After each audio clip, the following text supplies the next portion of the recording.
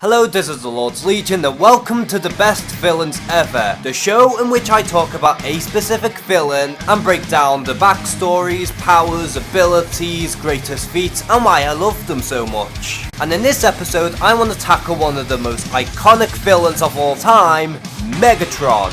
So now let's get to Megatron's backstory. Now over the years, Megatron has always had multiple origins depending on the different versions of Megatron. However, one of the more accepted origins for Megatron was that he was an enslaved miner who ended up forced by the Autobots just to get some energon. After one of the Autobots executed one of the enslaved miners, Megatron then got enraged and accidentally killed one of the Autobots. After a riot took place and the escaped miners ended up going into chaos, Megatron then joined the gladiatorial arena, and after so many battles later, Megatron eventually grew into becoming the leader of the newly found Decepticons. Now as I said earlier, Megatron does have multiple origins, such as one where he was just created into become the leader of the Decepticons, and then there was another one where he was a fallen hero turned to the dark side. But with Megatron, he's one of these characters where his origin doesn't so much matter in what exactly happens, because there's too many origin stories for Megatron, so pretty much any origin story could fit into the Megatron that we know today. Now there is no surprise that a ruthless tyrant like Megatron would have plenty of powers, abilities and weaponry, and because that he's a giant robot, he has superhuman strength, speed, ability, endurance. He can also generate energy blasts, create electricity, has genius level intellect, he's very invulnerable, immortal, can manipulate his own size, has the ability of flight, he has leadership, and is a master marksman. Not to mention that back in the day, Megatron infamously was able to transform into a Walther P-38. But in recent years, Megatron transforms into a Cybertronian jet.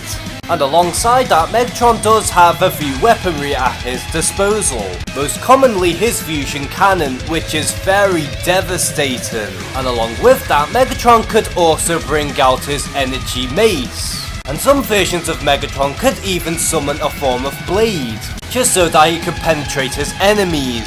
But on top of all that, Megatron is the leader of the Decepticons, so whenever he really needs to, he could summon his minions, just so that he could have more backing and more firepower. Now of all his powers, abilities and weaponry, Megatron has achieved quite a lot of great feats over the years. And I know that there has been a lot of Megatrons over the years that have achieved different feats from one another. However, I'm gonna try and stick to the G1 Megatron, or at the very least stick to those who are very close to the G1 counterpart of Megatron. So that way you could all have a grasp on what Megatron is really like, and how much of a dangerous force he could really be. Now for starters, Megatron was hit by a massive explosion and just walked out without a scratch, only to just laugh about it.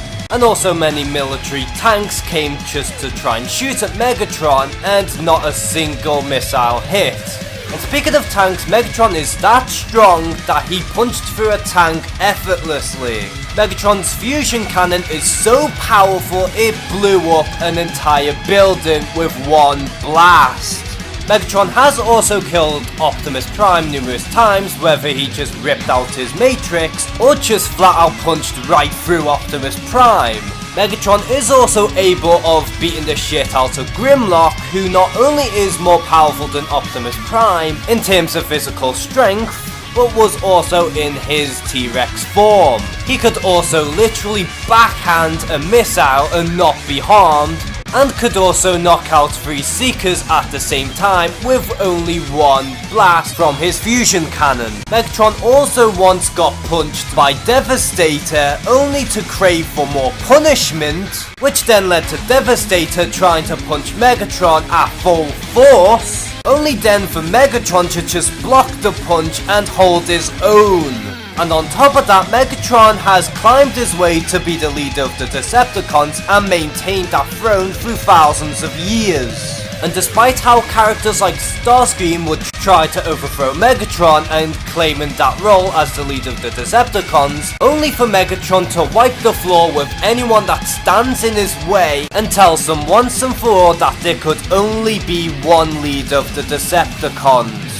But most impressively, he was resurrected to be Unicron Servant as Galvatron. But after a while, Galvatron snapped out of it, betrayed Unicron, and pretty much got his conscience back, once again becoming the most feared Transformer out of the lot, by having all the cunning that Megatron has, but also having the firepower from Galvatron's new body.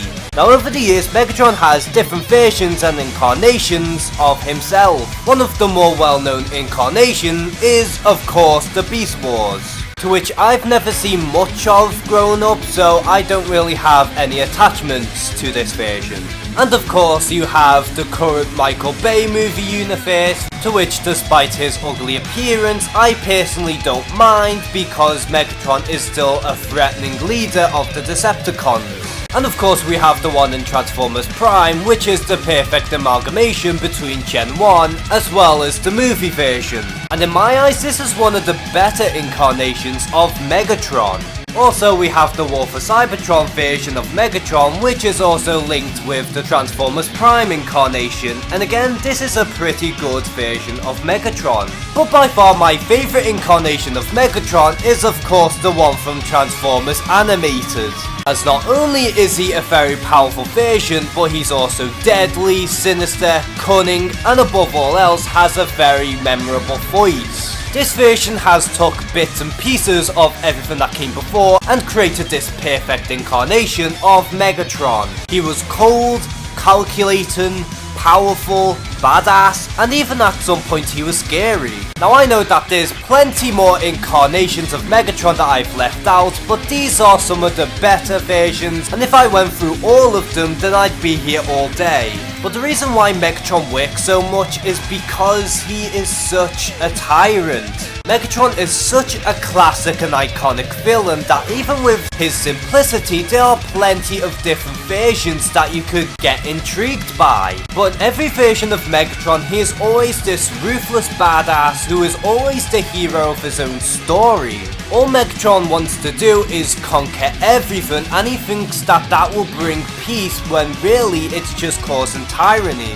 And because of how iconic he is, as well as being a simple yet effective villain, along with many different versions that bring something new to the table, and just the fact that he thinks that he is really the hero, but in reality he's just feared by pretty much everyone. This is why, in my opinion, I claim Megatron to be one of the best villains of all time. So what do you think of Megatron, and what is your favourite interpretation of the character?